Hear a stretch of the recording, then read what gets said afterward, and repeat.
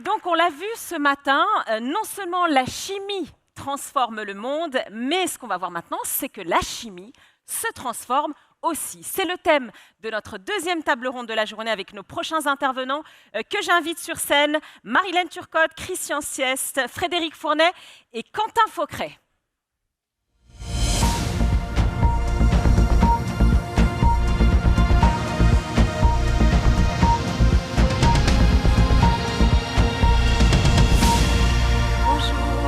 Bienvenue, attention, il y a un petit trou. Bonjour, bienvenue, je vous en prie, installez-vous. Laissez-moi juste le siège bleu et après vous choisissez votre couleur. Voilà, bienvenue donc à tous les quatre. Je redis un mot de présentation. Marilène Turcotte, vous êtes vice-présidente Europe du Sud-Ouest d'Air Liquide. Christian Siest, président de Orion Chemicals Orgaform. Frédéric Fournet, président d'Alsa Chimie. Et Quentin Faucret, président de Michelin Engineered Polymers. Voilà, je l'ai dit un peu à l'anglaise, mais vous ne m'en voudrez pas. Avant d'entrer dans le débat, je vais vous proposer de voir ensemble quelques exemples emblématiques de ce que fait la chimie pour se transformer justement, de quoi poser le cadre et mieux échanger ensuite. Regardez.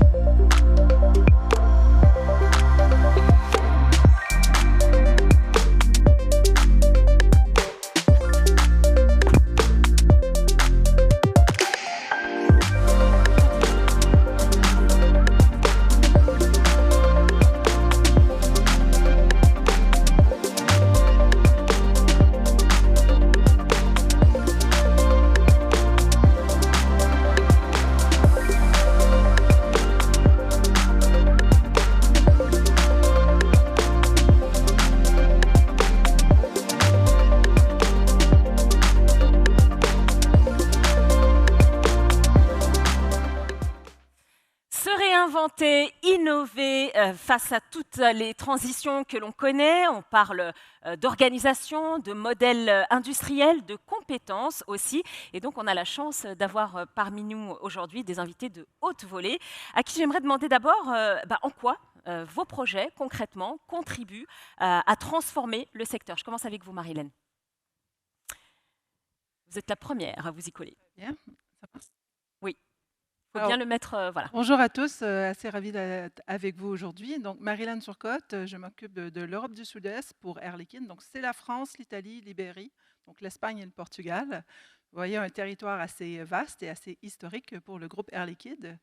Donc, pour ceux qui ne nous connaissent pas, Air Liquide, c'est le leader mondial des gaz industriels. Donc, qu'est-ce qu'un gaz industriel? C'est de l'oxygène, de l'azote, de l'argon, de l'hydrogène, du CO, du CO2, et voilà, et aussi des molécules beaucoup plus complexes.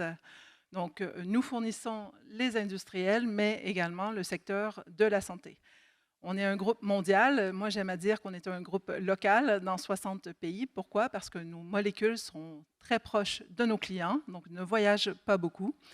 Et on a, j'aime à dire également qu'on a le pouls sur la santé économique et industrielle d'un pays parce qu'on sert une panoplie de différents secteurs. Par exemple, en France, c'est 70% de nos clients sont des TPE, mais on sert aussi les grands de ce monde, les grands clients de la métallurgie, du raffinage, de la pétrochimie, de l'aéronautique, de l'électronique. Donc, la transformation du monde de la chimie, on y participe de façon quotidienne.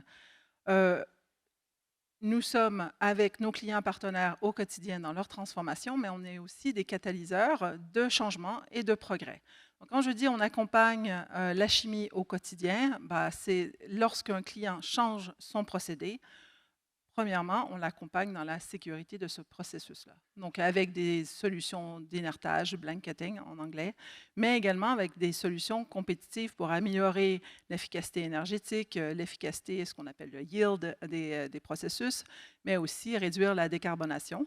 Et on est des agents de changement grâce à l'innovation qu'on apporte dans différents secteurs et surtout dans le secteur de la chimie. peux vous noter 2 innovations qu'on apporte dans les grands secteurs dits hard to abate, par exemple, avec des unités de capture de CO2 et ou avec de l'hydrogène bas carbone qu'on va faire pour le secteur et de l'industrie, de la chimie, mais aussi pour la mobilité. La chimie se transforme, certes, mais elle le fait dans un contexte qui est complexe. Je pense que c'est important d'en parler. Donc, plus est complexe, plus le contexte est complexe, mieux sont les changements, les challenges. Ouais. Et les adaptations. Plus il faut s'y adapter et y répondre. Et ça, je pense que c'est très stimulant. Donc, aujourd'hui, on est quand même dans un secteur où les volumes sont en berne. Et pourquoi? On a de l'énergie qui est coûteuse en Europe, en France. On a un secteur, une régulation qui est parfois non protecteur, qui ne protège pas les secteurs. Et on a également des compétiteurs internationaux qui prennent des parts de marché, d'autant plus de défis à relever. Et c'est très bien. La Chine jouit d'un bénéfice d'économie d'échelle, mais aussi est en course avec nous, contre nous parfois, sur la technologie, sur la qualité. Les États-Unis mettent des systèmes de protection et sur ça, la France doit se protéger et doit réagir. Eh bien, c'est ce que fait la chimie aujourd'hui. Nous réagissons et nous nous protégeons. On a des pôles de transformation très clairs au sein de la chimie qui poussent la transformation aujourd'hui du secteur. On a vu ce matin le prix avec Séquence. Oui, donc, sur la plateforme de Roussillon, nous aussi, on participe à la transformation de cette plateforme-là. On apporte une nouvelle unité de production d'hydrogène. Et c'est un très bel exemple où les acteurs se mettent ensemble pour trouver des solutions innovantes, mais aussi compétitives. Donc, on produit de l'hydrogène, mais on y capture également le carbone pour fournir et Séquence et Adiceo, donc 2 molécules essentielles dans leurs avancées. Donc ici, bel exemple de compétitivité, mais aussi d'abattement du carbone. Donc, ça me fait parler, dernier point, des investissements. Donc, pour se transformer, il faut investir. La chimie, c'est un domaine qui est quand même intensif en termes de capitaux, oui, intensif en termes d'innovation, de besoin d'innovation. Pour investir dans un moment qui est un peu incertain, fébrile, il faut que les industriels aient de la visibilité, il faut que les industriels aient de la confiance. Ça vient avec un cadre réglementaire qui est plus clair, plus protecteur, ça vient avec des innovations qui sont fortes, mais ça vient surtout avec une envie de faire changer les choses. Et c'est là où on a besoin de vous, parce que faire changer les choses, il nous faut de la force et il nous faut des idées, des innovations et il nous faut nourrir cette innovation-là, ces idées et surtout l'envie de faire changer le secteur.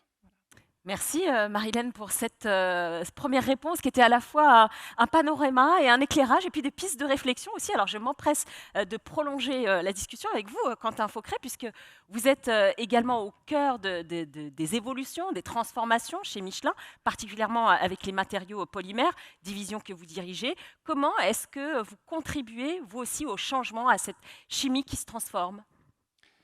Oui, alors bonjour à tous. Je suis très content de représenter aussi le groupe Michelin qui participe à cette transformation de la chimie. Donc le groupe a décidé déjà depuis une dizaine d'années de valoriser son savoir-faire au-delà du pneumatique et de ne pas se limiter effectivement au développement qui était en cours. On a donc créé une nouvelle division sur les composites flexibles, qui rassemble déjà pas mal d'activités autour des bandes transporteuses, des courroies, des joints, des tissus enduits et d'autres encore en développement. Et on a donc une activité de Engineered Polymers dont j'ai la responsabilité effectivement, qui vise à développer des polymères donc, pour l'industrie en général, avec cette intention de contribuer à cette transformation de la chimie en rendant possible un environnement plus sûr et préservé pour les générations futures. Et ça, on veut le faire voilà, en apportant de nouveaux matériaux qui sont à la fois techniquement et économiquement viables, et c'est important dans le contexte actuel, pour accompagner les industriels dans la transition. Alors pour faire ça, on a besoin de repenser les matériaux à la source.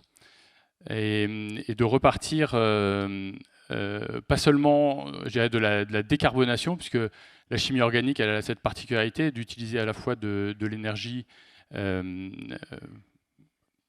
au début fossile, et puis on est déjà pas mal en transition sur la décarbonation de l'énergie, d'une manière générale pour la chimie. On a dit que c'était un secteur qui était particulièrement actif sur ce point-là, mais aussi la particularité de la chimie organique, c'est qu'elle utilise du carbone dans le matériau. Et nous, on pense qu'il est important de faire émerger une chimie qui se libère des matériaux fossiles. On a vu l'exemple qui a été pris tout à l'heure par Arkema sur le ricin. Et donc, c'est possible de développer de nouveaux matériaux qui soient à la fois biosourcés ou défossilisés, et qui soient non toxiques pour respecter la santé humaine, et qui soient aussi de très haute performance. Et c'est ce qu'on démontre avec déjà les premiers produits qu'on commercialise avec la marque Resicare, qui sont des résines adhésives qui, en plus d'être une colle qui colle, c'est une résine qui est de très haute performance, qui apporte vraiment des décalages en termes de tenue à l'eau, à la température, aux émissions, etc. Et donc, on montre à travers ça qu'il est possible d'avoir cette transition vers des matériaux plus respectueux à la fois de l'environnement et du vivant. Et cette transformation de la chimie, c'est le thème de la table ronde, hein, la chimie qui se transforme. Voilà, nous, on veut en être acteur. Elle nous semble aussi nécessaire pour la transition climatique, nécessaire, ça a été rappelé à nombreuses fois sur la question de la souveraineté. C'est aussi un moyen de revenir sur des ressources dont on dispose.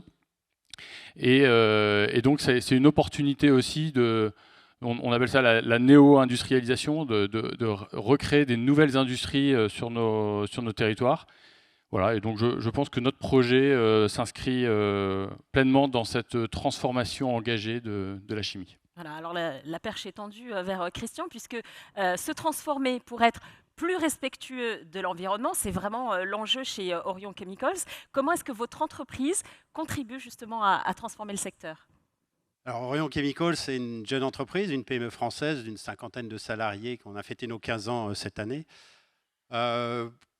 Acteur d'une chimie assez classique au départ, donc on fabrique des adhésifs, des produits de revêtement pour l'industrie, adhésifs industriels, colle pour agrafe ou pour l'automobile, des produits de revêtement du verre, sur des marchés classiques.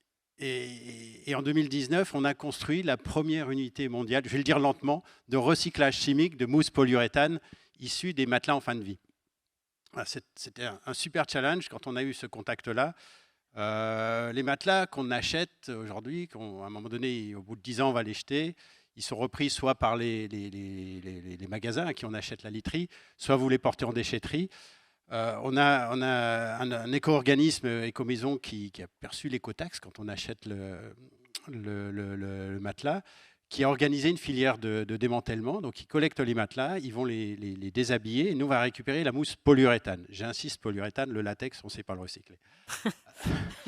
Donc, le polyuréthane, on va le dépolymériser avec notre partenaire, j'ai oublié de le dire, mais c'est un tout petit groupe qui s'appelle Dow, qui possède la technologie et qui est venu nous voir pour construire cette unité-là. Donc, on va dépolymériser le polyuréthane, la mousse, pour en refaire le liquide, le polyol, qu'on va expédier directement aux clients de Dow, les fabricants de blocs de mousse, qui vont refabriquer derrière des blocs qui seront vendus aux fabricants de literie.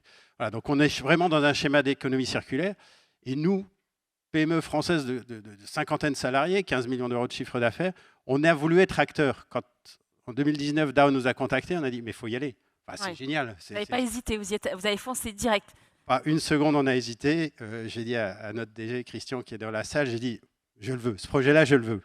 Il faut qu'on l'ait, c'est fantastique. C'est une belle histoire. On doit devenir acteur. On a réussi parce que on a beau être petit, on a des processus solides.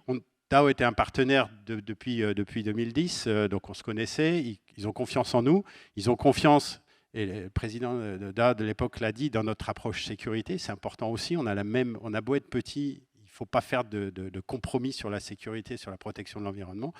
Mais on voulait être un acteur du futur. Et c'est vrai que le recyclage chimique, c'est génial. Alors, ça a démarré par les matelas. Mhm. On va faire un petit aparté. Le marché est difficile, c'est pas évident. On a besoin d'aide, on a besoin d'une réglementation aussi pour pousser le marché aval à incorporer ces mousses usagées dans les matelas, parce qu'aujourd'hui, c'est difficile. Ça coûte plus cher de faire du matériau à partir de recyclé que du matériau neuf. Ah oui. Les gens pensent l'inverse. C'est pas vrai. Ça coûte plus cher. C'est des petites unités. Il faut collecter ces matelas, il faut les déshabiller. C'est un sacré challenge. On a en face de nous des unités de polyol qui sortent 200 000 tonnes par an. Nous, on n'est pas sur ces volumes-là et on le sera probablement jamais. Donc voilà, on a besoin de ce support-là. On a besoin que le marché il adhère. On a besoin de vous d'acheter des matelas. Message subliminal, ou pas d'ailleurs. C'est pas simple, mais on y arrive, on y croit. Mhm. Et puis, c'est pas seulement les matelas. Là, on a fait les premiers essais pour les mousses sièges automobiles. Ça fonctionne aussi. C'est pas du tout les mêmes qualités de polyol. C'était des challenges. Comment aussi les pièces sont plus petites. Un matelas c'est gros, c'est facile. Une tête, un appui-tête ou un siège, c'est pas évident. Donc, mais on va y arriver. Il y a les sièges automobiles. Il y a aujourd'hui, dans les tapis de sol, chez Decathlon, ils ont des pads qui sont faits avec de la mousse recyclée. Voilà, il faut le dire aussi. On en a dans Tapis de yoga. Demain, tapis de yoga. Ok. Demain, il y aura les semelles de chaussures. Voilà, il y a tout un panel et on ne parle que de la mousse polyuréthane. Donc, il y a des enjeux de transformation et des nouveaux métiers qui sont en train de se créer. Et enfin, voilà, nous, on veut être un acteur. C'est intéressant de voir toutes les perspectives justement qui sont possibles et qui seront possibles encore davantage demain. Alors je me tourne vers vous maintenant Frédéric Fournet, puisque votre domaine à vous, c'est le polyamide et le nylon chez Alsa Chimie du côté de Chalampé en Alsace, comme son nom l'indique. Dans quel cadre est-ce que vous avez engagé cette transformation du secteur ? Oui, bonjour à toutes et à tous. Oui, donc avant peut-être de répondre à votre question, je voudrais ici modestement être une voix des territoires pour dire que au-delà de ce que je vais vous raconter et de ce qui se passe, comme vous l'avez dit, en Alsace, il y a une vraie dynamique territoriale. Voilà, la chimie est dans toutes et partout dans nos applications, mais elle est également partout en France. Et voilà, je voudrais me faire témoin effectivement du fait qu'il y a une vraie dynamique de décarbonation de nos activités sur tout le territoire français. Un petit indicateur pour démontrer cela, c'est le nombre de ZIBAC, zone industrielle bas carbone. C'est quoi une ZIBAC ? C'est un groupement d'industriels qui se mettent ensemble pour, au lieu de travailler chacun de leur côté, ils ont défini une zone effectivement géographiquement cohérente et c'est ensemble qu'ils définissent leur trajectoire de décarbonation et qui coopèrent. C'est ce que vous avez fait Voilà. en Alsace. C'est ce qu'on a fait en Alsace. Il y a 11 ZIBAC sur le territoire et il y en a 7 qui sont leadés, gérés par des chimistes. Voilà. Donc c'est dire comme quoi les chimistes ont vraiment pris le problème par le bon bout. Alors, un petit peu d'histoire sur la plateforme effectivement que je dirige et qui est effectivement dédiée à la production d'intermédiaires du polyamide 6,6, donc un autre polyamide.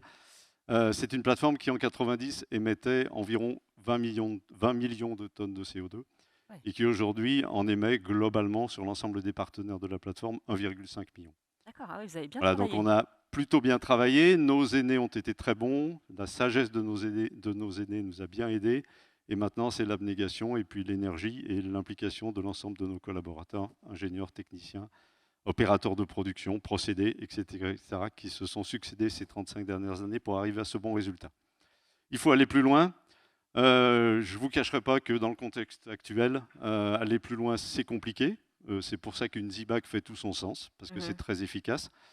Et pour illustrer un petit peu cette difficulté à entrevoir des projets rentables sans obérer la compétitivité de nos activités, je ne vais pas vous évoquer un problème, mais je vais plutôt vous évoquer une solution. Voilà, exactement. Bravo Aïda. Et donc cette solution, c'est l'exemple d'une implantation qu'on a réussi d'une unité de valorisation énergétique de CSR, donc un déchet aujourd'hui mis en décharge, qu'on valorise thermiquement, environ 50% biogénique, donc qui contribue à la décarbonation, et qu'on a réussi à faire venir, avec lequel on a développé un business. Ce qu'il faut bien comprendre, c'est qu'une telle installation de 80 MW environ, son coût, c'est 120 millions d'euros. Ah oui. Juste pour comparaison, l'équivalent d'une chaudière gaz naturelle, équivalente en puissance, c'est 20 millions. Et si on regarde les OPEX, c'est-à-dire les coûts pour produire, c'est environ le triple également. Donc c'est pas évident. Ouais, voilà. Le défi il est économique aussi. Le défi est économique et voilà. Donc la question c'est comment on a fait pour réussir. Modestement, je vais tenter de répondre. D'abord, on s'est donné de la visibilité, un contrat de 15 ans renouvelable une fois, donc ça veut dire 30 ans de vision. Ensuite, effectivement, cet industriel qu'on a fait revenir sur la plateforme, on l'a aidé. On s'est occupé de tous ces investissements d'infrastructures sur le territoire, de sorte que, effectivement, il puisse monter son installation de façon la plus efficace possible. Installation qu'on a montée, qui a démarré en temps voulu et qui aujourd'hui délivre. Et c'est la première unité dans le domaine privé-privé d'une valorisation énergétique de CSR, combustible solide de récupération. Voilà, donc voilà, je voulais simplement illustrer cette success story pour dire que voilà, ce sera le maître mot. Ce qu'on a vraiment besoin, c'est de visibilité. Ça, c'est clair. On n'a pas fini, bien évidemment. Il reste encore beaucoup de chemin à parcourir. Il y a un autre indicateur qui effectivement est assez interpellant. Si on regarde en fait l'énergie que l'on consomme, alors pardon, ça va être un peu technique, mais c'est juste pour éclairer.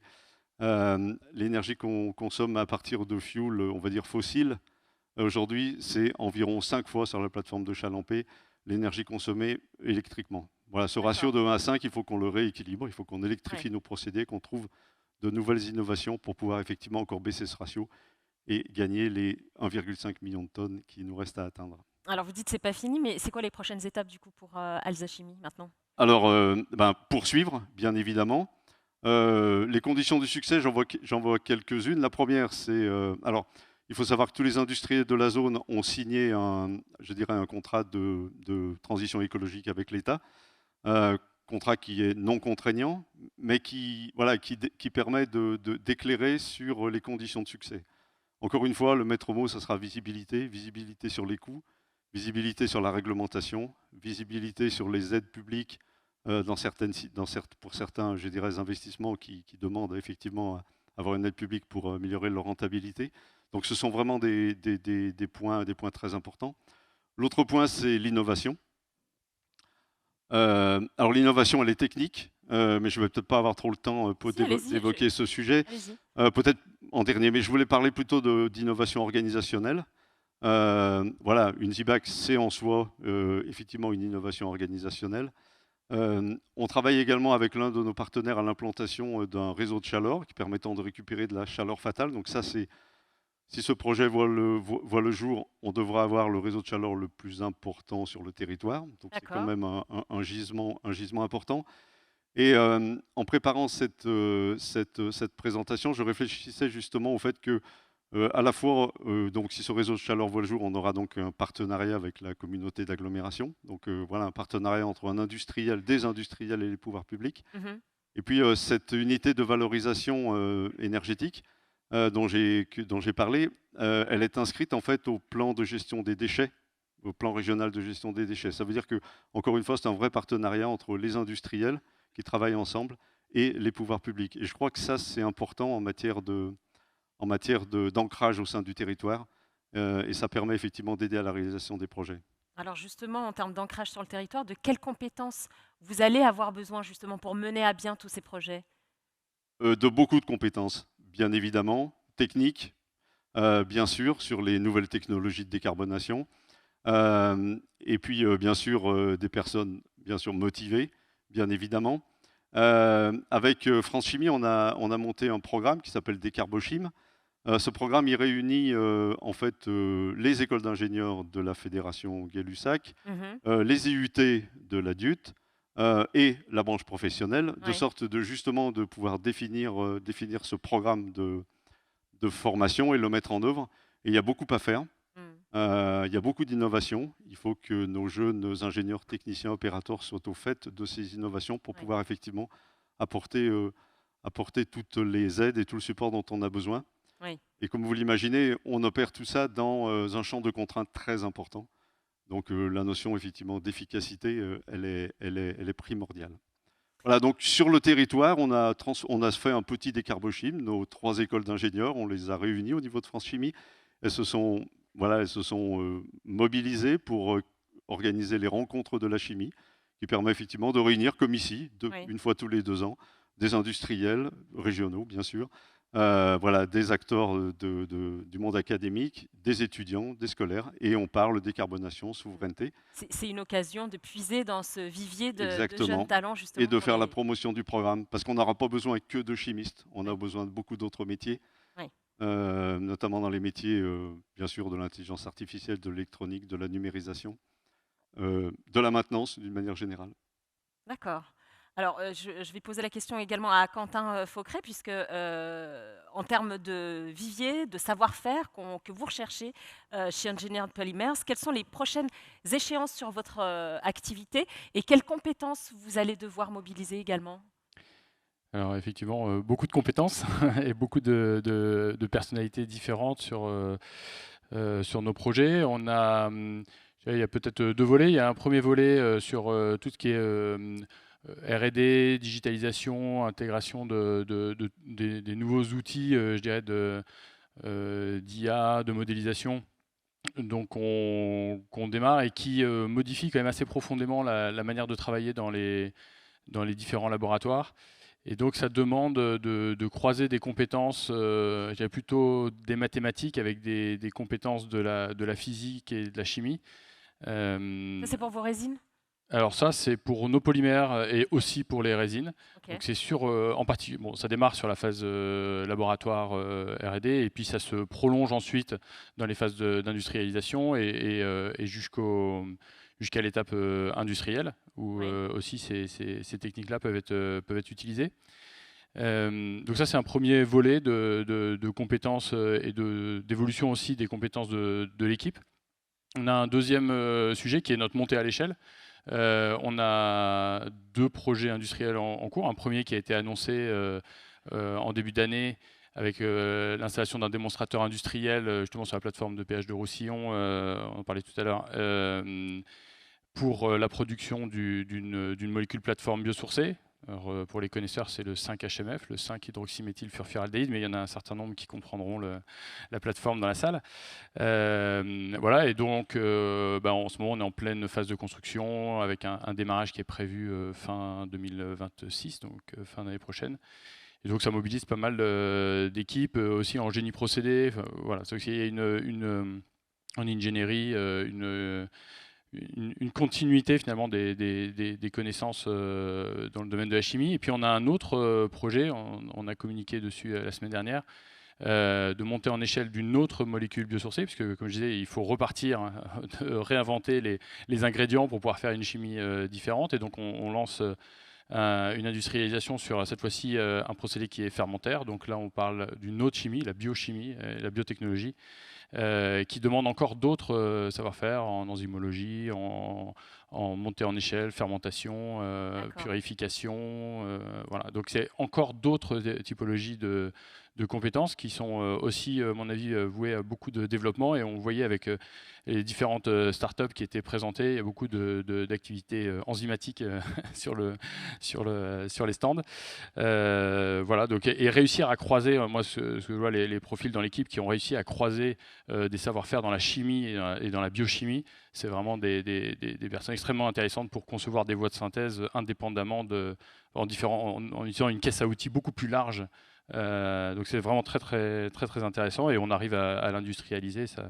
C'est très performant aussi. Et aujourd'hui, je dirais que sur la biotech, on est vraiment dans la deuxième vague. La première vague a essuyé beaucoup de plâtre. Maintenant, ça s'est quand même beaucoup amélioré et donc on atteint des performances économiquement viables avec ces technologies. Voilà, donc moi je dirais que c'est vraiment un assemblage de compétences. Nous, Michelin Engineered Polymers, on est une société, une filiale autoporteuse soutenue sous l'aile du grand groupe. Donc on a un ensemble de compétences et effectivement, il y a toute la partie R&D, industrialisation, puis il y a aussi le business développement. Il y a des passerelles entre les différents. Voilà, les passerelles vers des métiers plus de commerce, des métiers de supply chain. Il y avait un exemple tout à l'heure. Et puis voilà. Et sur cette gestion de compétences, je pense qu'on peut souligner quand même l'appui de France Chimie. Enfin, nous qui travaillons dans ce domaine-là et quelque part dans le groupe, on a quand même pas un très grand nombre de chimistes, donc on développe et on est très bien accompagné par France Chimie. Surtout le volet justement gestion des compétences et acquisition de compétences et recrutement, etc. Donc c'est l'occasion de les Voilà, remercier. eh bien c'est dit, c'est fait. Qu'en est-il de cette fameuse mousse polyuréthane, Christian Siès? Quelles sont les évolutions à venir? Alors, bien que le contexte soit difficile, et on l'a bien entendu, quelles sont les évolutions et surtout les compétences que vous allez devoir mobiliser? Alors effectivement, que ce soit ce projet de mousse polyuréthane, donc de recyclage chimique avec Dow, on a d'autres projets aussi. Déjà, une des innovations, c'est la collaboration. Avoir une PME qui collabore avec des grands groupes ou une PME qui collabore avec une start-up. On a aussi investi pour la start-up sur Fagreen. Ils sont présents aujourd'hui. Son directeur général Xavier, ils sont aujourd'hui sur le site. On les a rencontrés en 2019. Ils sont venus nous voir en disant, bah, voilà, nous, investir dans l'industrie chimique, ça nous fait peur. La réglementation est complexe. Tout l'environnement, on cherche un partenaire. On veut se concentrer sur la partie R&D et on cherche un partenaire d'industrialisation. Et ça, ça a été un formidable potentiel pour nous et pour aller chercher des compétences pour faire ce genre de choses. Donc, c'est notre savoir-faire. L'industrialisation, finalement, 60% de notre chiffre d'affaires, c'est du travail à façon.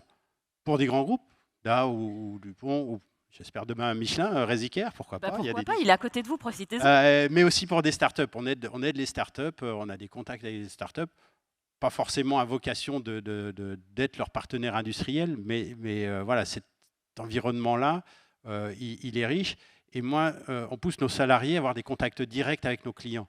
Ces compétences d'être autonome, d'être au contact et d'être ouvert sur les clients, c'est important pour nous. D'avoir cette ouverture d'esprit et de comprendre le besoin du client. C'est toujours quelque chose qui revient. Et puis, je l'ai dit, on a la volonté d'investir. On a l'industrie chimique, on l'a dit, c'est capitalistique. On est une révolution, que ce soit le recyclage chimique, la start-up sur Fagreen, c'est des produits biosourcés comme Michelin Résicaire. On est sur une révolution industrielle. On va construire des nouvelles unités. Donc, il faut toutes les compétences pour construire, designer, construire, démarrer une unité. Enfin, moi, je reste un gamin, hein, je fais des postes quand on démarre les unités. J'y vais parce que c'est génial à voir. Vous avez les yeux qui brillent en parlant. Nos opérateurs, démarrer une unité, on a un savoir-faire qui est génial. Et c'était un peu ce qui nous manquait. On était frustrés dans l'industrie chimique parce qu'on ne démarrait plus rien. On fermait des unités. Aujourd'hui, on a l'opportunité de redémarrer des unités, de participer à toute l'optimisation de ces unités-là. Et ce n'est pas que des ingénieurs process. Les ouvriers, les techniciens, ils sont des acteurs de cette optimisation-là. Donc, il y a des métiers formidables sur toute la chaîne. Et puis, les métiers de maintenance. Je vais le dire au passage, notre responsable production, c'est une femme. Notre responsable maintenance travaux neufs, la personne qui a construit ces deux unités, des investissements plus de 4-5 millions d'euros, c'est une femme aussi. Donc, c'est des métiers féminins. On la veut sur scène la prochaine fois. Donc, voilà. Pour moi, c'est génial. Et évidemment, associé à ces métiers de construction, il reste la R&D, elle est plutôt chez nos clients. Nous, on a la R&D sur les produits propres. Et puis, il y a toute la commercialisation. Il faut aller convaincre les marchés de vendre, de prendre ces nouveaux produits, de les incorporer, d'adapter les formules chez les clients. Donc, voilà, il y a beaucoup de choses. Toute la chaîne est concernée, mais surtout, c'est des super challenges. Bien, permettez-moi de poser la dernière question à la seule femme de notre panel, Marilène. Marilène Turcotte, comment vous envisagez justement les prochaines évolutions dans votre secteur et sur quel savoir-faire également vous allez vous appuyer? Alors, moi, je briserai le sujet en deux volets. Ce qui va nous occuper, premièrement, c'est la mise en œuvre de l'innovation, donc industrialiser l'innovation. Et le deuxième volet, c'est préparer l'innovation de demain.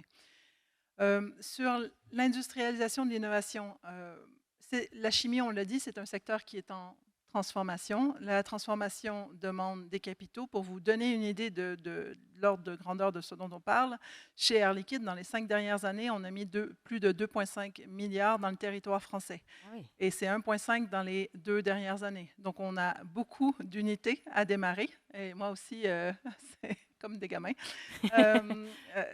Donc, c'est quelque chose quand même qui représente de grands défis d'opération pour nous. Donc, on a besoin, oui, de construire. On a besoin d'hommes et de femmes pour construire, mais aussi pour opérer. Un exemple de deux unités, deux usines que nous allons démarrer. La première, c'est le plus gros électrolyseur, non pas seulement en France ni en Europe, mais au monde, qui sera en Normandie. Un électrolyseur de 200 MW qui est issu d'une très belle collaboration franco-allemande avec Siemens Energy. Donc, on construit les stacks en Allemagne, on les assemble en France et avec cet électrolyseur-là, on va fournir de l'hydrogène vert et bas carbone au secteur industriel, mais également pour la mobilité propre. Donc, ce n'est pas que démarrer un électrolyseur, c'est savoir l'opérer, c'est savoir l'intégrer à l'intérieur d'un bassin industriel, faire les balance of plants, hein, pour ceux qui connaissent. Donc, on a beaucoup de défis. Ici, on est à la recherche voilà, d'ingénieurs qui vont nous aider à mettre ça en œuvre. Un autre exemple, je pense, assez intéressant d'unité que l'on va démarrer dans les prochains mois, c'est en français, on dit un vaporéformeur de biométhane. Voilà, un SMR, Steam Methane Reformer, qui est basé sur du biométhane, une première en France, une première aussi en Europe, et adossée à laquelle on capture le CO2 qui est utilisé dans les procédés chimiques, mais également que l'on met dans les métiers marchands, qui va se retrouver jusque dans l'agroalimentaire. Et donc, là aussi, c'est savoir démarrer une unité, mais avec une deuxième unité et aussi toute la chaîne, la supply chain qui suit pour aller nourrir jusqu'aux bulles dans vos coca. Voilà, donc deux exemples qui pour moi sont assez intéressants et assez parlants de la transformation, non pas juste de la façon dont on fabrique les choses, mais aussi comment on vend et on articule les différentes supply chains et du savoir-faire européen, français, que l'on met de l'avant. Sur le deuxième volet, qui est préparer demain. Donc, préparer demain, ça veut dire relever les défis. Donc, les défis, la compétitivité de l'énergie, les adresser. Travailler sur le côté des régulations, on en a parlé. Donc, aujourd'hui, l'Europe, la France, on a des régulations qui sont très lourdes, il faut le dire. On peut s'y adapter, mais une fois qu'on s'y adapte, il faut aussi être protégé. Donc, travailler sur ces deux volets-là, l'adaptation, mais aussi la protection face aux intrants, aux molécules qui rentrent dans l'Europe ou dans la France. Et également, c'est préparer l'innovation de demain. Parce que les deux exemples que je vous ai dit, ça fait des années qu'on y travaille, qu'on a des chercheurs qui mettent en œuvre des savoir-faire nouveaux et qu'on passe en pilote, en démo plant, en test. Et là, on va à l'échelle industrielle. Donc, on est aussi en train de travailler à qu'est-ce que sera la technologie de demain. Et donc ici, en termes de ressources, donc oui, des ressources opérationnelles, mais des ressources aussi en recherche. Sur le territoire, on le fait auprès de nos clients partenaires, avec eux, pour comprendre les défis. Donc, on le fait au quotidien, mais on le fait aussi à travers des centres de recherche, dont un très grand que nous avons au Paris-Saclay, qui fait la recherche pour la chimie et l'ensemble des secteurs industriels. Donc, un panorama assez large et qui va occuper notre temps pour cette année et les années à venir. En tout cas, on sent la passion qui vous anime tous les quatre. Un grand merci pour cet éclairage. Merci d'avoir été avec nous pour ces échanges qu'on a conçus à la fois pour les entreprises résolument engagées dans la transformation du secteur, mais aussi pour les jeunes, les étudiants, les lycéens, qui seront sans aucun doute acteurs des changements à venir. Merci à vous.